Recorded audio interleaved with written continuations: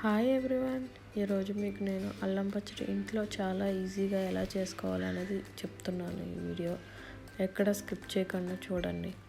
అలానే నా వీడియో కనుక మీకు నచ్చినట్లయితే లైక్ చేసి సబ్స్క్రైబ్ చేసి మీ ఫ్రెండ్స్ అందరికీ షేర్ చేయండి.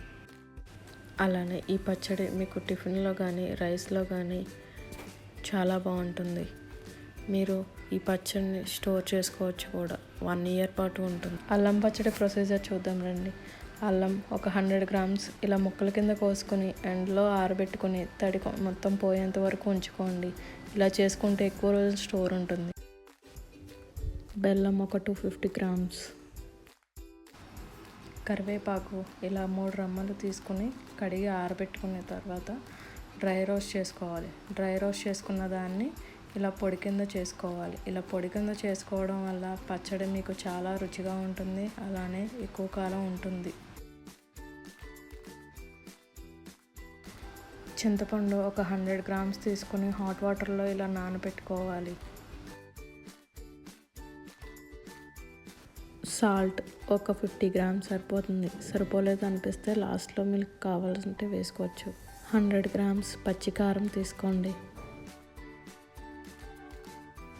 ధనియాలు 50 grams, జీలకర్ర 50 grams తీసుకుని వేయించుకోవాలి. వేయించుకున్న దాన్ని మిక్సీ పట్టుకుని ఇలా గ్రైండ్ చేసుకోండి.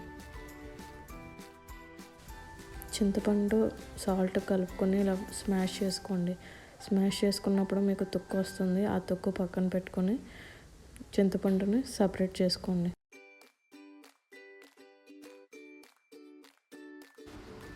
బెల్లం ఇలా ముక్కల కింద చేసుకోవాలి. మెంతులు ఒక 2 tablespoons తీసుకోవాలి. తీసుకున్న వాటిని ఇలా డ్రై రోస్ట్ చేసుకోవాలి. డ్రై రోస్ట్గా చేసుకున్న తర్వాత చల్లార పెట్టుకోవాలి. ఆయిల్ నేను ఒక 250 ml ఆయిల్ తీసుకున్నాను.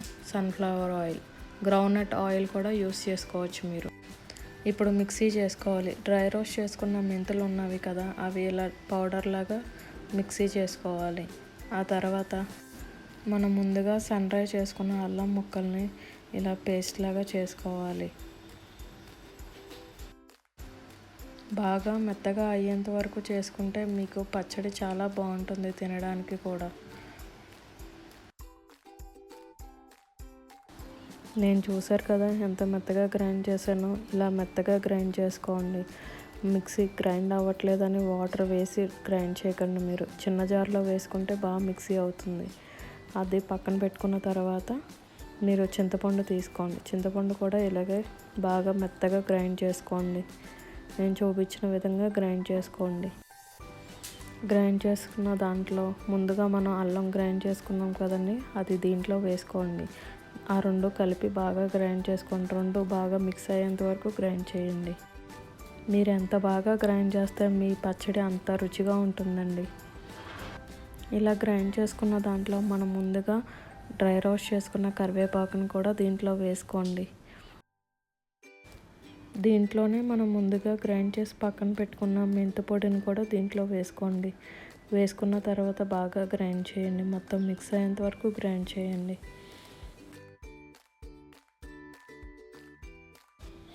ఇలా బాగా గ్రైండ్ చేసుకోవాలి. గ్రైండ్ చేసుకున్న దాన్ని ఒక బౌల్లోకి తీసుకోండి.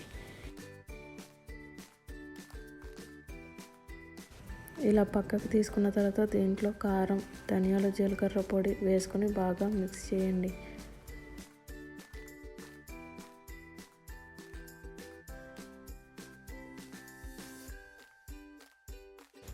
నేను చూపించిన విధంగా మొత్తం మిక్స్ అయ్యేంత వరకు మిక్స్ చేసుకోండి.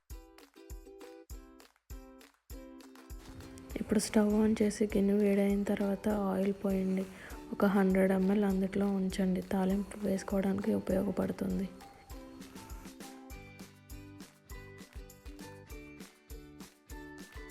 నూనె వేడి చేసేటప్పుడు స్లోలో పెట్టండి స్టవ్.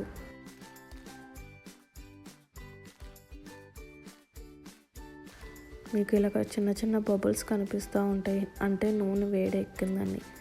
ఇప్పుడు మనం ముందుగా ముక్కలు చేసి పెట్టుకున్న బెల్లం ముక్కల్ని దీంట్లో వేసుకోవాలి.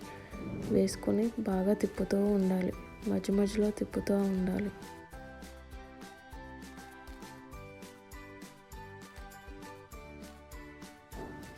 ఇలా తిప్పుతూ ఉండగా లాస్ట్కి వచ్చేసరికి బెల్లం జిగురుగా అవుతుంది, అంటే బెల్లం పాకం రెడీ అవుతుందని.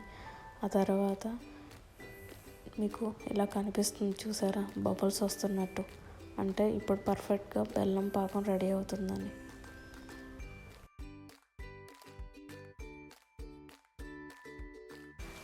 ఇదంతా స్టవ్ స్లోలో పెట్టుకుని చేసుకోవాలి. ఒకసారి రెడీ అయిపోయిన తర్వాత మనం ముందుగా రెడీ చేసి పెట్టుకున్నాం కదండి అల్లం, కారం, ధనియాలు, జీలకర్ర పౌడర్ కలిపి ఆ పేస్ట్ని వేసుకొని బాగా మిక్స్ చేసుకోవాలి. అది మిక్స్ ఇంతవరకు మిక్స్ చేయండి.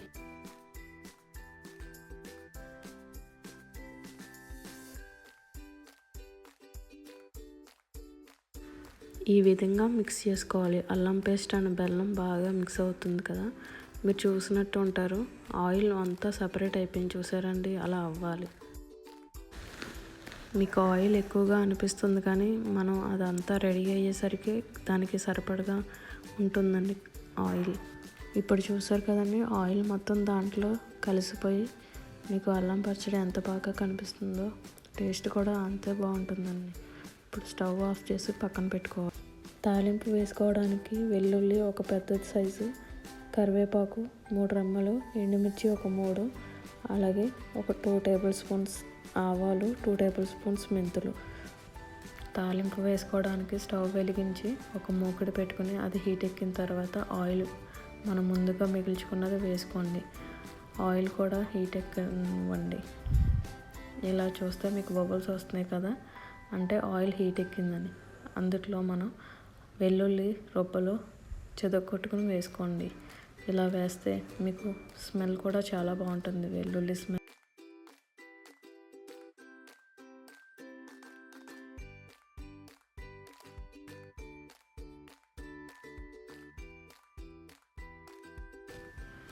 మనం ఇలా గరిటతో తిప్పుతూ ఉండాలి, లేదంటే వెల్లుల్లి మాడిపోతూ ఉంటుంది. ఇలా గోల్డెన్ కలర్ వచ్చేంత వరకు వేపించుకోవాలి. వెల్లుల్లి వేగిన తర్వాత కరివేపాకు, ఎండుమిర్చి వేసుకొని అవి కూడా బాగా కలుపుతూ ఉండాలి.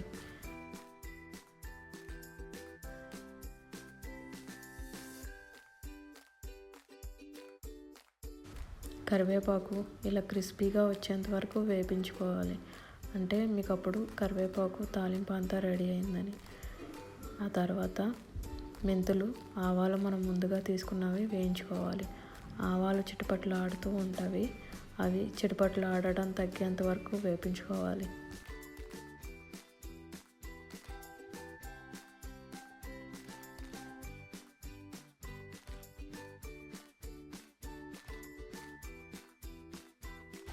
చిటపట్లు ఆడడం తగ్గిన తర్వాత ఇందులో నేను ఇంగువ ఒక 1/2 టేబుల్ స్పూన్ వాడుతున్నాను.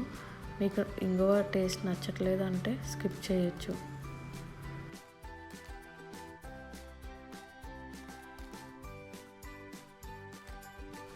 ఒక 1 మినిట్ అలా తిప్పిన తర్వాత స్టవ్ ఆఫ్ చేసేయండి.